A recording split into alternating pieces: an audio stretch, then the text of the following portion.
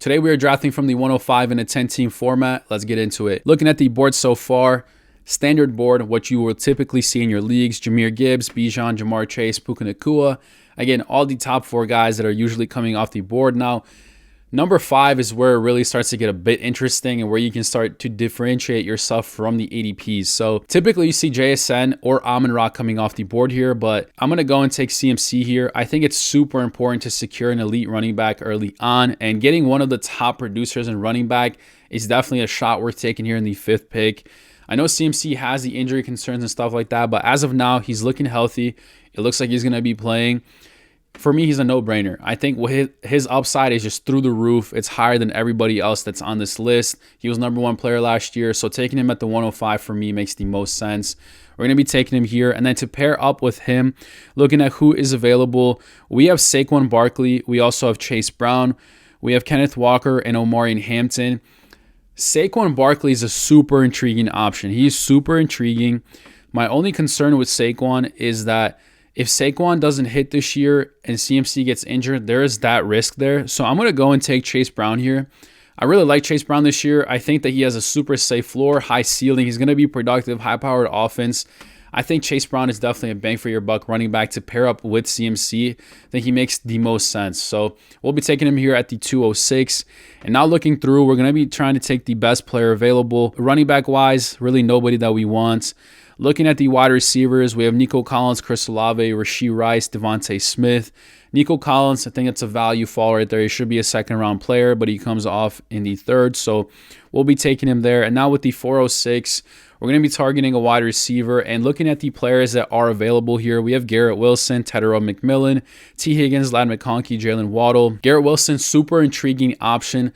I think that even with a bad offense, he's still going to be getting a ton of volume and will be productive, but I really like Ladd McConkey this year, so I'm going to be taking Ladd here as my wide receiver too. He's going to be really productive this year as well. Again, Chargers, high-powered offense, Mike McDaniel there calling the shots. I think Ladd is definitely a no-brainer there.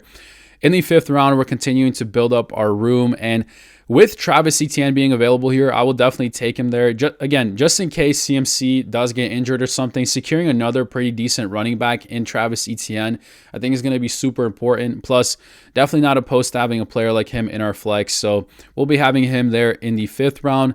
Now in the 6th round, continuing through, looking at who is available. Looking for wide receiver or running back. Again, we don't really want one of these quarterbacks unless they fall to us in the 7th round, but that's probably not very likely. Travion Henderson is here, another high upside running back. Definitely could be pretty productive, but it's more questionable there than sure. Mike Evans, he's currently dealing with a bit of a hamstring injury, and expect him to be dealing with that again. Like, he's been dealing with this injury for almost every year for the past few years, and last year was definitely a super injury-prone season. So I'm going to slightly avoid Mike Evans here. I'm actually going to go and take Rome Odunze here. I think Rome Odunze has a pretty good upside to be a wide receiver 1 this year. I think that him and Luther Burden are going to be fighting more for the wide receiver 1 position than people kind of say. A lot of people are super high on Luther Burden this year. He goes almost a round earlier. In 12 team, he goes like 2 rounds earlier. So people really like Luther Burden this year, but I really like Rome. So I'm going to take the shot on him here. Again, he's going to be a flex player. If anything, we'll get depth later on. That's going to be fine.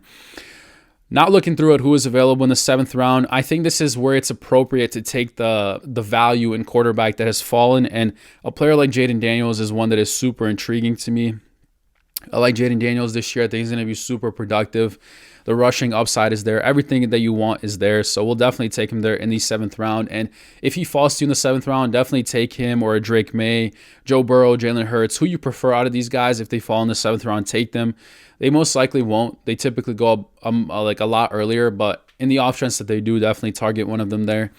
Then we're going to go and take Tucker Kraft here in the 8th round. I think that taking a tight end that is going to be one of the best tight ends this year is going to be a must, and I prefer him over Harold Fannin, Kyle Pitts, and Sam Laporta, so we'll be taking him in the 8th round. And honestly, looking at our team so far, this is looking like a super stacked roster.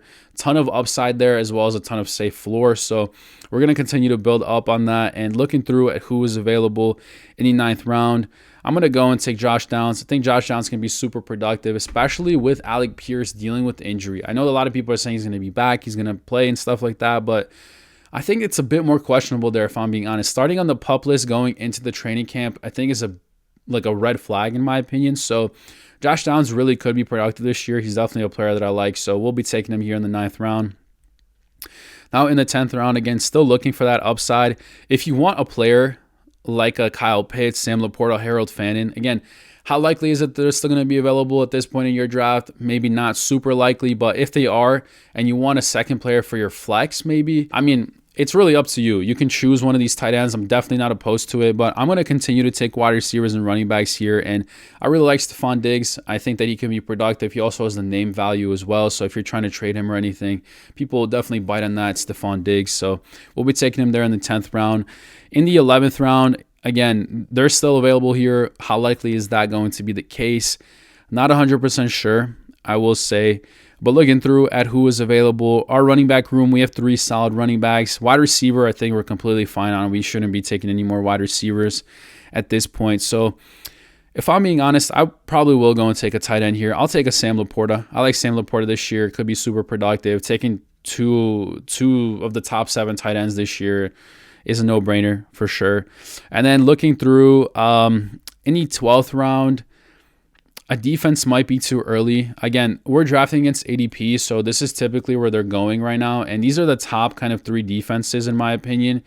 And now since they're off the board, I think we can kind of avoid defense till the 13th or 14th round. So we'll continue to build up our depth here. And looking through at who is available, we have Jordan Mason here.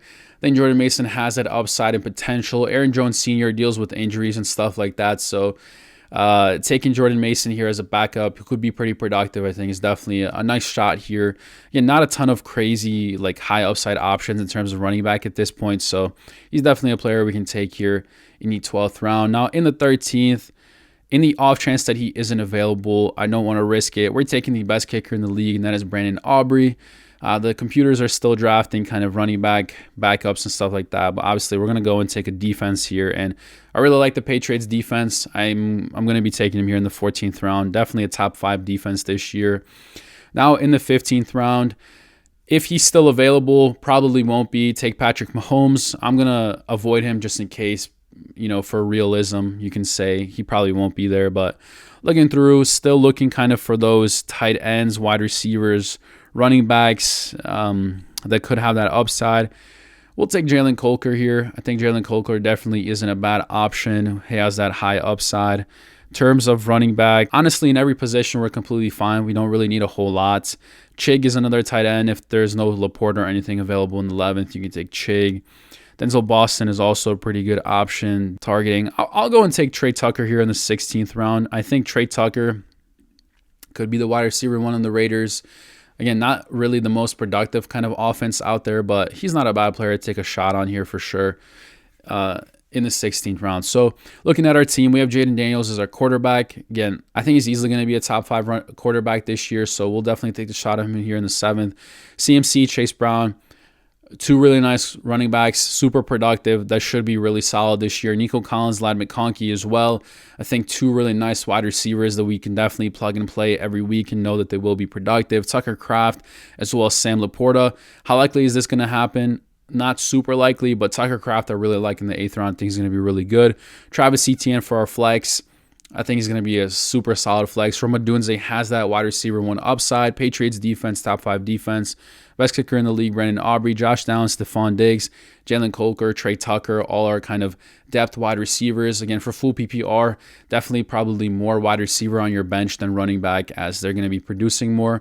And then Jordan Mason for that running back upside as well. But we have Travis Etienne, Chase Brown, and CMC, so I think we're fine on the running back. So that is the type of team you can build from the 105 in your 10-team format. Again, target running back early. You want to get one of the elite running backs for sure, and if you can get 2 of them, even better. So I hope you guys enjoy this video, and I will see you guys in the next one when we are picking from the 106.